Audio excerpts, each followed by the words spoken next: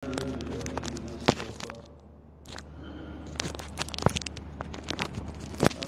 بعد فأعوذ بالله من الشيطان الرجيم. بسم الله الرحمن الرحيم. ومن يعمل سوءا أو يظلم نفسه ثم يستغفر الله يجد الله غفورا رحيما. ومن يكسب إثما فإنما يكسبه على نفسه وكان الله عليما حكيما.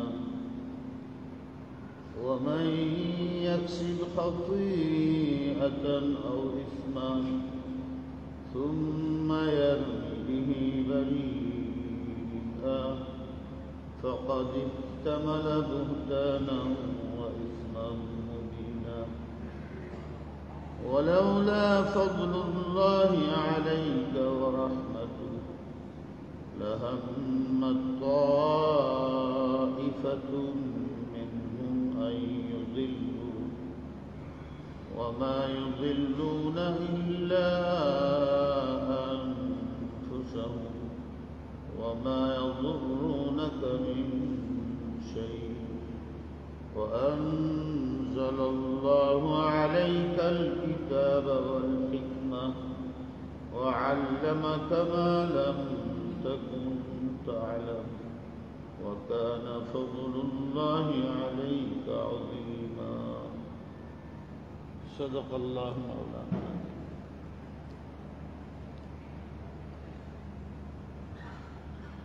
اللهم صل على سيدنا ومولانا محمد. درود شريف পড়েন সবাই। اللهم صل على محمد النبي الأمي وعلى آله وسلم تسليما. اللهم صل على محمد النبي الأمي وعلى آله وسلم تسليما. اللهم صل على محمد النبي وعلى آله وسلم تسليما.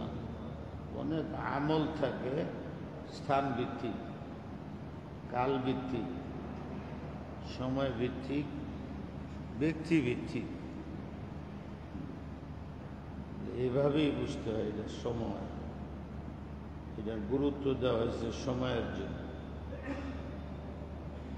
দেশের মধ্যে অভাব অনাটন দেখা হয়েছে, কঠিন। নবী আলাইহিসসালামকে জিজ্ঞাসা করা হয়েছে, হুজুর আমাদের এখন কি করা উচিত?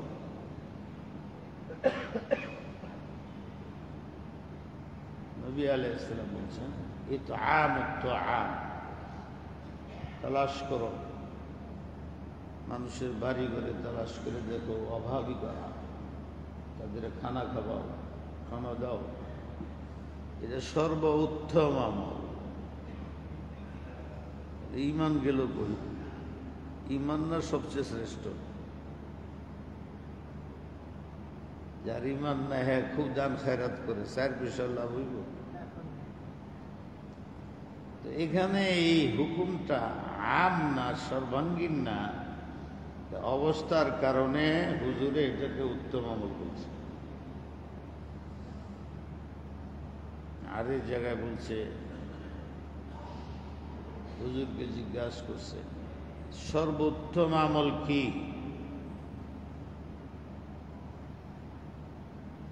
নবী আলাইহিস সালাম জবাব দিতেছেন বিররুল ওয়ালিদাইন, মাতা পিতার খেদমত করা, তাদের খুশি রাখা সর্বোত্তম আমল। ঈমানের চেয়ে ভালো? নামাজ বাদ দেওয়া যাবে মা বাপের কথা? কেন বললেন? ব্যক্তি ভিত্তিক বলছে। হুজুর তো অন্তর্দৃষ্টির অধিকারী ছিলেন, চেহারা দেখে বুঝছে এর মধ্যে বেয়াদবি আছে, বড় বেয়াদব। যে মা বাবার সাথে বেয়াদবি করে, এটা আর কার সাথে বেয়াদবি করবে না। হুজুর বলছেন বিররুল ওয়ালিদাইন,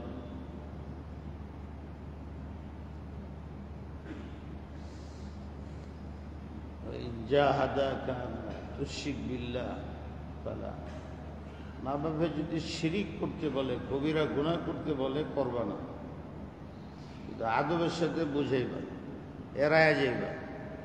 কাফের হইলেও তার খেদমত করব। মা বাবার সাথে বেয়াদবি করা যাবে না। সে যত কিছু করুক, জুলুমও করতে পারে, পরে নীরব জুলুম হয় এখানে, তবু ধৈর্য তো এই জায়গার জন্যই। বুঝাও, দোয়া করো, বেয়াদবি করো। বেয়াদব মাহরুম গাছ আজ ফজলের, যে বেয়াদব হয় কোনোদিন আল্লাহর অনুগ্রহ দয়া পায় না। ইত্তাকু ফিরাসাতাল মুমিন, আল্লাহওয়ালাদের একটা গোপন চক্ষু আছে। এই চোখ ছাড়া আরেকটা চোখ আছে, অন্তর্দৃষ্টি বলে এটা। এটা এরকমই, যেমন আপনি এখানে বসে রয়েছেন, মার চেহারা তো দেখা যাইতেছে, চোখ বন্ধ করলে দেখা যাবে। এইটা কি, কোন চোখে দেখি? এরকম একটা চক্ষু আল্লাহওয়ালাদের আছে। আপনার এনে বসে বসে কি চিন্তা করতেছেন, হ্যাঁ দিলের মধ্যে, এটা আয়নার মধ্যে যেরকম বাসতে থাকে। নবী আলাইহিস সালামের বাসতেন, সাহাবাদের, বুজুর্গানের দিনের হাজারো ইতিহাস আছে। ওই পানির মাছ না তো আমরা, এই জন্য বুঝবার চাই না, হুজুর কাল্পনিক কথা কয়। এই জন্য বললাম যে আপনি তো আপনার অবস্থা তো জানি। এরপরে চক্ষু বন্ধ করলে যারা হজ করে আছে, বাইতুল্লাহ শরীফ দেখা যায়, মদিনা শরীফ দেখা যায়। চোখ বন্ধ না করলে তো আপনার চেহারা দেখতেছে, চক্ষু বন্ধ করলে আমার বাড়ি দেখা যায়। আপনি তো আল্লাহওয়ালা না, দেখেন কেমনে? এমনি ভাবে আল্লাহওয়ালাদের অন্তর্দৃষ্টি আছে। আফামান শারাহাল্লাহু সাদরাহু লিল ইসলাম ফাহুয়া আলা নূরিম মির রাব্বিহ, আল্লাহ যাদের দিল খুলে দেন, শারাহা খুলে দেন, উন্মুক্ত করে দেন, গুনাহ নাই, গুনাহমুক্ত করে দেন ইসলামের জন্য। ফাহুয়া আলা নূরিম মির রাব্বিহ, তার সব কাজ এর পিছনে আল্লাহ নূর থাকে। অন্ধকারের মধ্যে যেমন আলো, নূর থাকলে দেখা যায়। গুনাহমুক্ত ব্যক্তি, তার দিল সাফ হয়ে যায়, উন্মুক্ত হয়ে যায়। ওর কাজের মধ্যে, দিক নির্দেশনার মধ্যে, দেখার মধ্যে আল্লাহ নূরে কাজ করে। আল্লাহ যেরকম সব দেখে, আল্লাহর নূর যে পায়, হ্যাঁ ও সব দেখে, প্রকাশ্য দেখে, গোপনেও দেখে, সিররাম ওয়া আলানি। উমর ফারুক খুতবা দিতেছিলেন, যুদ্ধ হইতেছে এক জায়গায়, উনি খুতবার মধ্যে হঠাৎ বলে উঠছে, ইয়া সারিয়াল জাবাল, সারিয়া সেনাপতি, পাহাড় কন্ট্রোল করো। এরপরে খুতবা চালাচ্ছে, মধ্যে এটা বলে দিছে। কোথায় হইতেছে? শাম নাহাওয়ান, ১৫০০ মাইল দূরে। কেমন রাষ্ট্রপতি! সারিয়া এই আওয়াজ শুনছে, সাদিয়ার কানের পাওয়ার না ওনার জবানের পাওয়ার, এটা আল্লাহ জানে। জানি দুইজনই লাগে, নাইলে হয় না। স্বামীর ভ্রূণ আছে, স্ত্রীর নাই, স্ত্রীর ভ্রূণ আছে, স্বামীর নাই, বাচ্চা মনে হয় দুইজনই পাওয়ারফুল। নবী আলাইহিস সালাম ১.৫ লক্ষ সাহাবার সামনে খুতবা দিচ্ছেন, মাইক নেই, কিছু নাই। পিছনের সাহাবী যখন হুজুর খুতবা দিতেছেন না হাজ্জাতুল বেদা, মনে হয় হুজুর আমার পাশে দাঁড়ায়। কি পাওয়া! এই যে আয়াতটা বললাম, এটার সম্বন্ধে রসুলে পাক সাল্লাল্লাহু আলাইহি সাল্লামকে আব্দুল্লাহ ইবনে মাসউদ জিজ্ঞাসেন, আল্লাহর নূর দেওয়ার অর্থ কি? তোমার দিল যদি গুনাহমুক্ত থাকে, বান্দার হক মুক্ত থাকে, তোমার বিপদ আপদ ভালো মন্দের জন্য রাস্তায় চলতে হবে। ইউকযাফু ফি কলবিল মুমিন, তাফসীরে মাজহারি দেখো, আলিমরা এই লেখা আছে, আল্লাহ জাল্লা শানু নূর তার দিলে ঢেলে দেয়। আল্লাহ আমাদের গুনাহমুক্ত করুন। হক বাতিল বুঝার জন্য, এর উপরে সুদৃঢ় থাকার জন্য এই নূরের দরকার, আমরা যেন পাই। আল্লাহ আমাদের গুমা ছাড়তে হবে।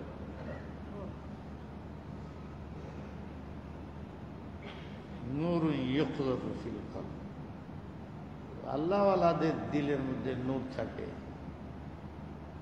নিজে আল্লাহওয়ালা হওয়ার চেষ্টা করা, এর জন্য প্রথম প্রয়োজন হইল গুনাহমুক্ত জীবন। এই আয়াতগুলোর মধ্যে যে বলছে, আমরা তো সচরাচর গুনাহ করি, হয়তো অনেকেই কবিরা গুনাহ করতে চাই না, মজবুর হয়ে করি বা লুবে পড়ে করি, করি তো জানি গুনাহ ক্ষতিকর, তারপরেও তো করি। আল্লাহই তো আমাদের তৈরি করছেন, উনি জানেন না?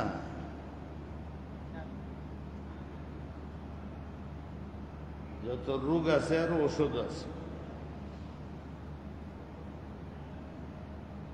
মৌত রোগের ওষুধ নেই। এছাড়া যত রোগ আছে পৃথিবীতে, এই সবগুলোর ওষুধ আছে।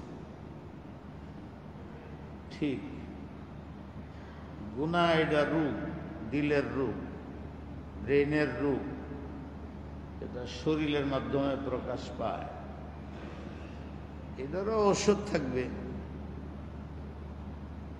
এই আয়াতের মধ্যে ওই ঔষধের কথা উল্লেখ করছে।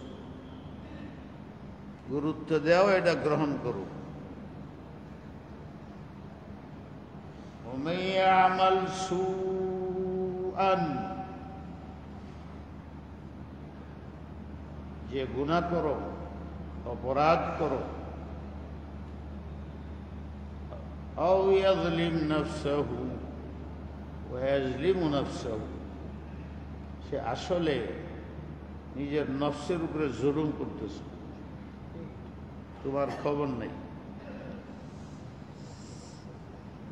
যে গুনাহ করতেছ, সে নফসের উপরে জুলুম করতেছ, বুঝবার চেষ্টা করো। পাক নফস দিছিলাম আমি তোমার, ফিতরাতাল্লাহিল্লাতী ফাতারান নাস আলাইহা লা তাবদীলা লিখালকিল্লাহ যালিকাদ দীনুল কাইয়্যিম। পাক পবিত্র অন্তর দিছি তোমারে, তোমার শরমও নাই, চিন্তা ফিকিরও নাই। এইটাই মূলধন, আখিরাতে লাগবে। গুনাহ করতেছো তুমি অনায়াসে, আর ওইটাকে বিনষ্ট করতেছ। আমেরিকা যায় নামলে ডলার লাগবে, আর তুমি কবরে নামবা ইমান লাগবে, নষ্ট করে দেবে।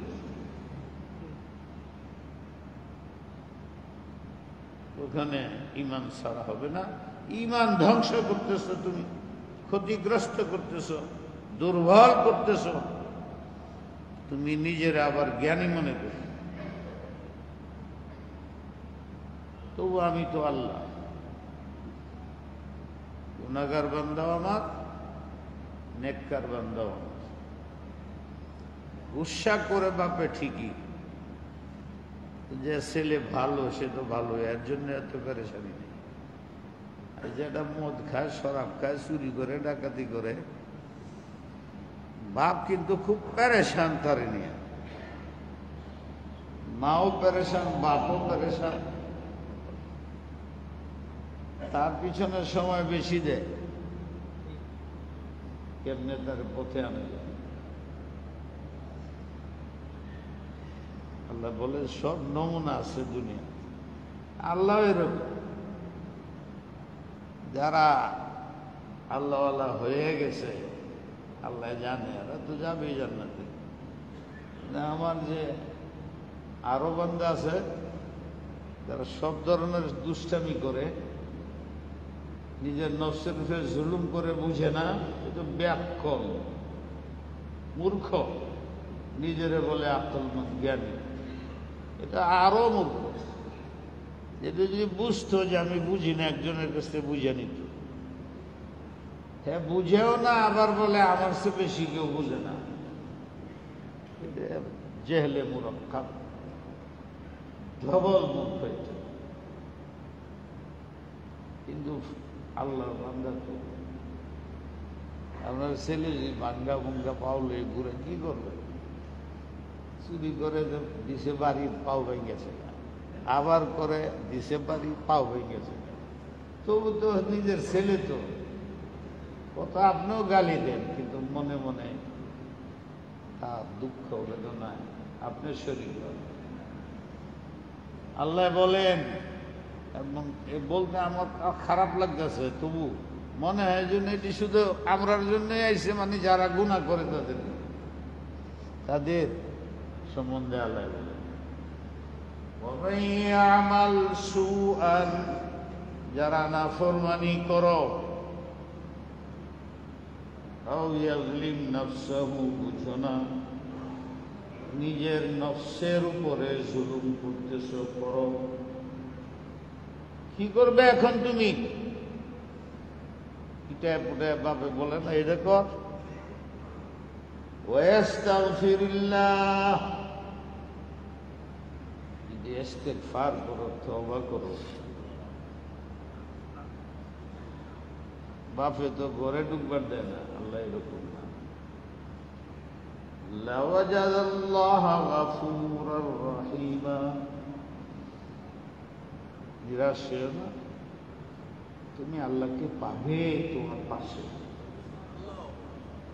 উনি অত্যন্ত ক্ষমাশীল, অত্যন্ত দয়ালু।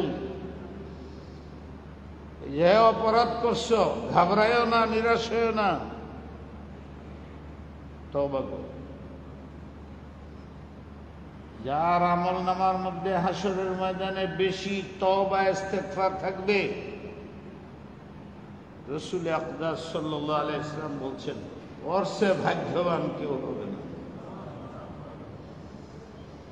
হুজুর বলেন, আমি 70টা 80 বার 100 বার দৈনিক ইস্তিগফার তওবা করি। একদল উঠে দাঁড়াইছে, নবী সাংঘাতিক গুনাহ করেছে, নাহলে ইস্তিগফার করে গিয়া দৌড়। ফাসাব্বিহ বিহামদি রাব্বিক, হে নবী আল্লাহর তাসবিহ তাহলিল করেন মৃত্যুর আগে, ওয়াস্তাগফিরহু, ইস্তিগফার করেন। এখানে অনেক মুফাসসিরিন লিখে দিয়েছেন, বুঝা গেল নবী গুনাহ করতেন। নবী বলতেছে, আমি 100 বার ইস্তিগফার করি, তওবা করি, 70 বার করি। তোর তো গুনাহ কবিরা কমপক্ষে 70, 80, 100টা করতেন নবী।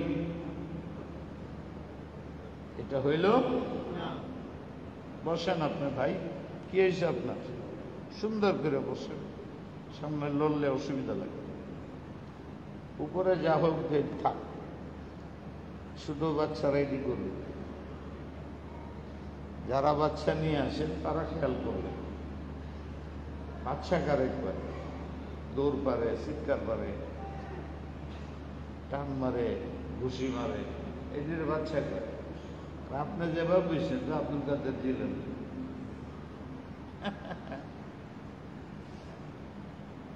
থানবী রহমতুল্লাহ আলাইকে তার এক মুরিদে কইছে, হুজুর আমার বাচ্চা আছে নিয়ে আসতাম, যদি অনুমতি দেন দোয়া লাগে।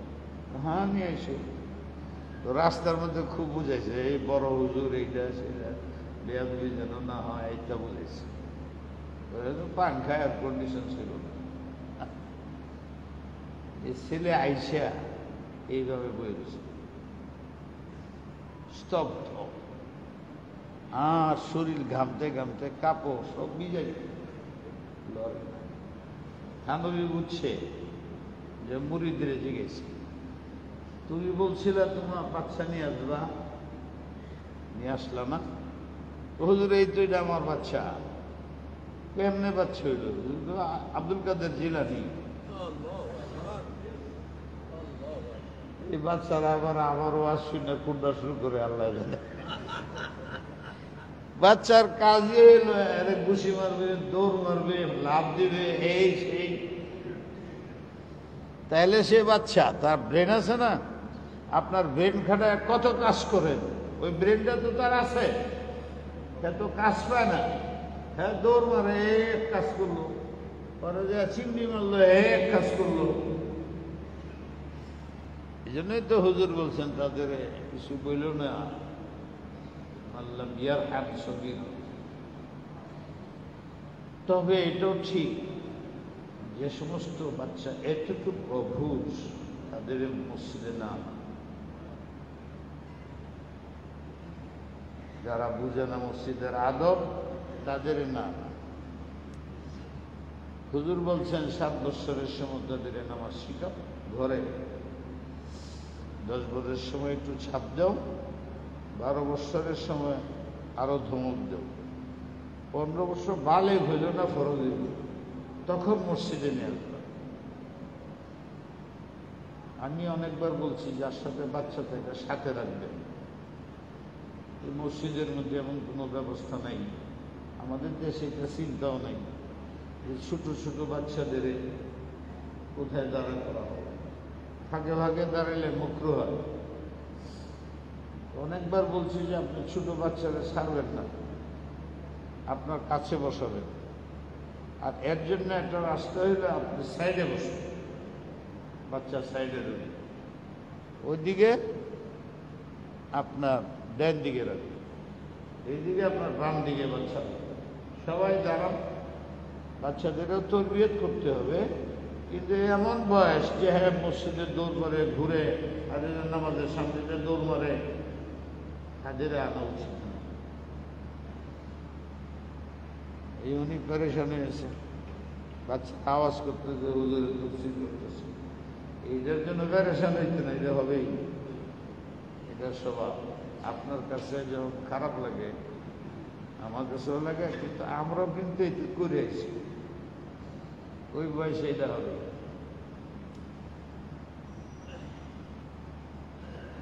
কি সেটা ইস্তেগফার। নবী আলাইহিস সালাম 70 বার ইস্তেগফার করতেন, তাহলে কি 70টা গুনাহ করতেন উনি? এই কথা বলা ঠিক, কিন্তু বলতেছে একদলে, তাফসীরে লিখে দিচ্ছে। নবী আলাইহিস সালামকে জিজ্ঞাসা করা হয়েছে, ইয়া রাসূলুল্লাহ, আপনি যে ইস্তেগফার তওবা করতে বলেন, তওবা করলে তো গুনাহ মাফি হয়ে গেল, তারপরে আবার দরকার কি? হুজুর বলছেন যদি আবার গুনাহ হয়, তো আমার যদি গুনাহ না হয়, বলে তুমি চিন্তা করো না, যার গুনাহ নাই আর ইস্তেগফার করে তার জান্নাতের মধ্যে দরাজাত বুলন্দ হবে। আমরা কি বলতে পারি না যে আল্লাহ রাসূলকে যে আদেশ করছেন, দুইটা অর্থ। একটা অর্থ হলো এই, নবী গুনাহগার না, দরাজাতের শেষ নেই, আল্লাহর খুব মহব্বতের সীমা নাই, এটা বৃদ্ধির জন্য হুজুর ইস্তেগফার করতেন।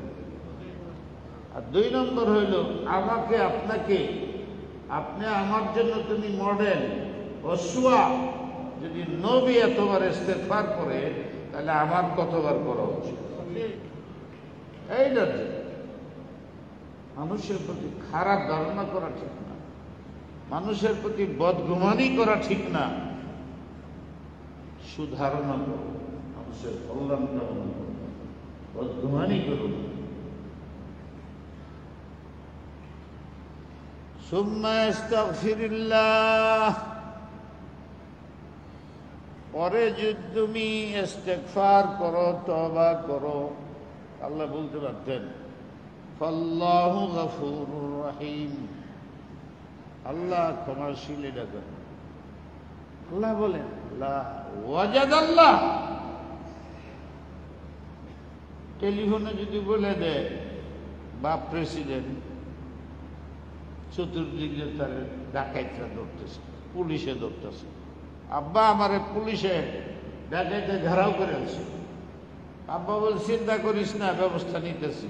তো চিন্তা থাকবে, কারণ বাবা তো এই সিংহাসন থেকে বলছে, হে আরেকজনকে বলবে, হে আমার বাবা আস্তে আস্তে তো ডাকাইতে আমার কাজই শেষ করে। আরেকটা সুরত হইল তারে ঘেরাও করছে ডাকাইতে পুলিশে, এরা জিজ্ঞে এখন কি করবে? পিছেতে সেনাপতিকে হ্যাঁ করবার জন্য তো আমি আইছি উপস্থিত। তাইলে ব্যাগ গুন্ডা কি করবে? এরা মারবে না, দৌড় খাবে, দৌড় দিবে, সর্বনাশ। আমরা এরে ঘেরাও করছি, আমারে দেখা যায় পুলিশে ঘেরাও করেছে সাথে সাথে। আল্লাহ বলে আমি তো গাফুর রহিম আছি, লাওয়াজাদাল্লাহ, আমাকে তোমার সামনে পাবে। লাওয়াজাদাল্লাহ গাফুরুর রহিমা, তুমি খালি ইস্তেগফার তওবাটা করবে, দেখবে আমি ক্ষমা করে দিচ্ছি। এটা আমাদের জন্য সাদ বিশাল। ইস্তেগফার তওবা কাকে বলে? 2টা হইল মূলত গুনাহ, একটা সম্পর্ক আল্লাহর সাথে আর একটা বান্দার সাথে। হকুল ইবাদ, হকুল্লাহ। হকুল্লাহ সম্বন্ধে আল্লাহ বলছেন ক্ষমা চাও। আর যদি শেষ পর্যন্ত মৃত্যু হয়েই যায়, তওবাও করো নাই, যেহেতু আমার পাওনা আমি ছেড়েও দিতে পারি, শিরিক করবা আমি ছেড়ে দিতে পারি।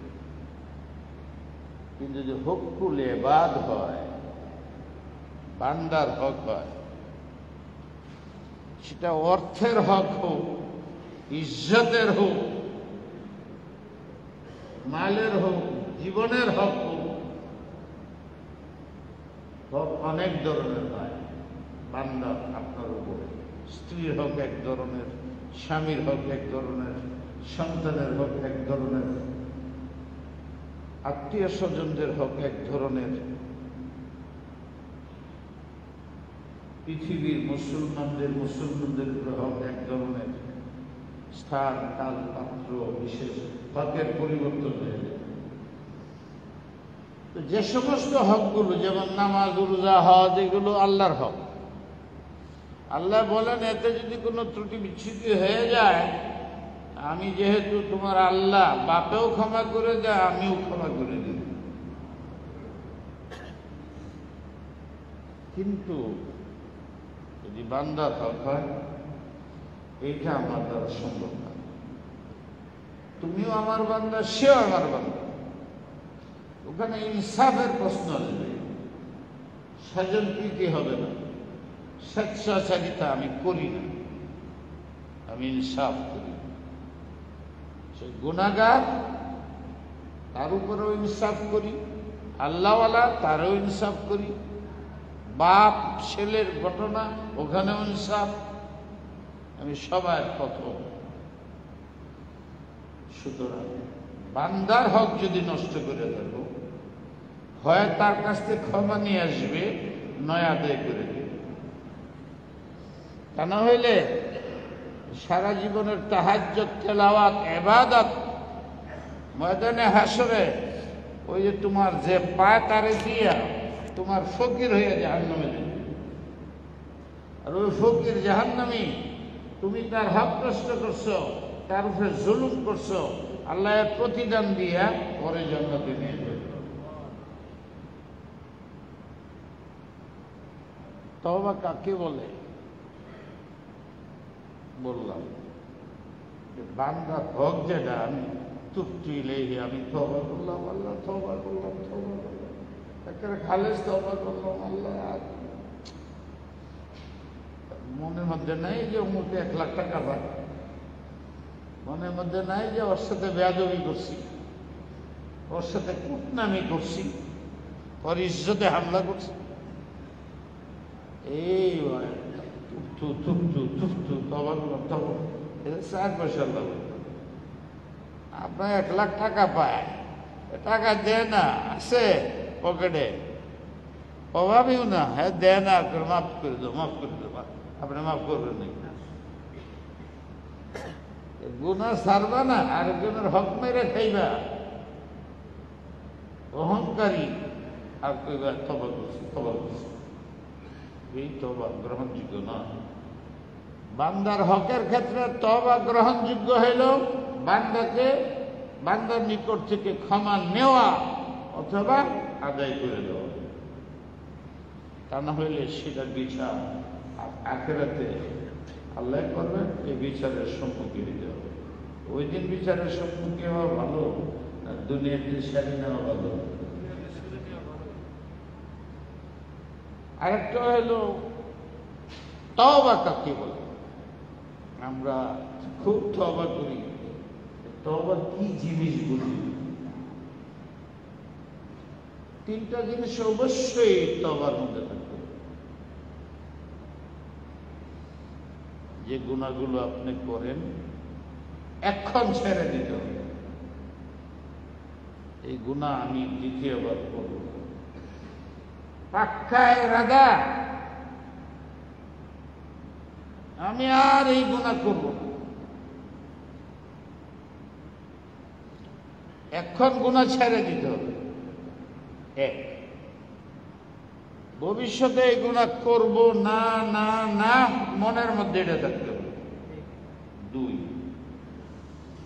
করছি এই জন্য অনুতপ্ত, লজ্জিত হইতে হবে। অতীতে এই গুনাহ করছি আমি, এই জন্য যেমন কই মানুষকে মুখ দেখাবো কেমনে, আমার দ্বারা এই অপরাধ হয়ে গেল, এখন আপনার মনে থাকবে আল্লাহরে মুখ দেখায় কেমনে, আল্লাহ তো সব দেখছে। 3টা রুকন যে তওবার মধ্যে থাকে, এই তওবা করব। 1 নম্বর, এখন গুনাহটা ছেড়ে দিতে হবে। কেমনে ছাড়বেন সেই ব্যবস্থা আপনি নেবেন। 2 নম্বর, চরম লজ্জিত হইতে হবে এবং লজ্জা আপনার দিলে অব্যাহত থাকবে, ভবিষ্যতে করব না, এইরকম পাক্কা ইরাদা হইতে হবে। এরপরে যে তওবা করা হবে, এই তওবা আল্লাহ পাক কবুল করবেন। ومن يعمل سوءا أو يظلم نفسه ثم يستغفر الله لوجد الله غفورا رحيما ومن يكسب إثما فإنما يكسبه على نفسه। যারা গুনাহ করো মনে রাখবা, তোমার গুনাহ অন্যের উপরে যাবে না। যদি হের কারণে করছি, এইটা চলবে না, হের কারণে করলে কেন তুমি? আল্লাহ সব জানেন, সর্বত্র। ومن يكسب خطيئة أو إثما ثم يرمي به بريئا। 2, কিছু লোক আছে অপরাধ সে করে আরেকজনের উপরে চাপায় দেয়, আল্লাহ বলেন যে আগের সে কঠিন গুনাহ।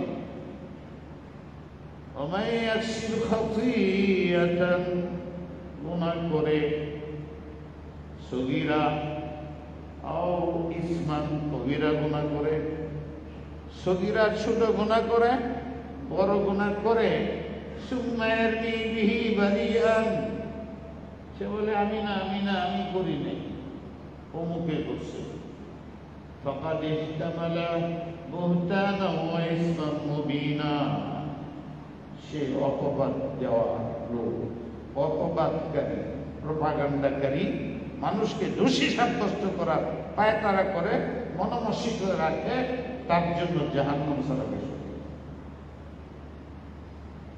হে নবী, এদের এই অবস্থার কারণে আপনি পেরেশান হবেন না। ওয়ালাউলা ফাদলুল্লাহি আলাইকা ওয়া রাহমাতুহু, আমি আপনি নবীর উপরে ফজল আছে, আপনারা যারা মানে তাদের প্রতি আমার দয়া আছে। লাহাম্মাত তাইফাতুম মিনহুম ইয়াদুল্লু, আমার বরকতের কারণেই, আমার আপনাকে হেফাজত করার কারণেই এরা আপনার সাথে পারতেছে না, নাহলে এরা আপনাকে টাইনা শেষরায়া গুমরা পথে নিয়ে যেত মিথ্যা কথা বলে। ওমা ইউযিল্লুনা ইল্লা আনফুসাহুম, যারা নিজেরা অপরাধ করে ওনার ঘাড়ে তুলে দেয় আর বিভিন্ন মানুষ দিয়া তাকে অপমান করে, হে নবী, তোমার উম্মতকে বলে দাও কোনদিন তারা ক্ষতি করতে পারবে না, তারা নিজেরাই ক্ষতিগ্রস্ত হবে। ওয়ানজালাল্লাহু আলাইকাল কিতাব, তুমি সবসময় কোরআন মেনে চলবা, উম্মতকে বলে দিও। অল হিকমা, সুন্নাত মোতাবেক চলবা, উম্মতকে বলে দাও। ওয়াল্লামাকা মা লাম তাকুন তা'লাম, পৃথিবীর সবকিছু শুধু আমি জানি, আপনি জানেন না, আপনি আলিমুল গায়ব না, যখন প্রয়োজন হয় আমি জানাই দেব। ওয়া কানা ফাদলুল্লাহি আলাইকা আযীমা, কেননা আমি তো আপনাকে নবী বানাইছি, তাই পৃথিবীর সর্দার আপনি, নবীদের সর্দার আপনি, তাই আপনার প্রয়োজন হবে, আমি সেটা পুরা করব না তা নয়। তাই কে কি বলে না বলে, ওই কি লোকাল হিজিয়ান, ওদের প্রতি কাম দিবেন না, আপনি আপনার কাজ আল্লাহর ওয়াস্তে করে যাবেন। আপনি আমার জন্য ঠিক গুনাহমুক্ত জীবন, সবসময় আল্লাহর কাছে তওবা করা এবং জাতিকে রক্ষা করার জন্য তওবার দাওয়াত দেওয়া, নিজের ফ্যামিলিকে, নিজের রিশতেদারকে সবার কাছে তাদের দাওয়াত দেওয়া, মিল মহাব্বতের সাথে থাকা, চাই আপনি ব্যক্তি হন, চাই সমাজপতি হন, চাই রাষ্ট্রের অধিনায়ক, প্রশাসন হন, আল্লাহ আমাদের তৌফিক দান করুন।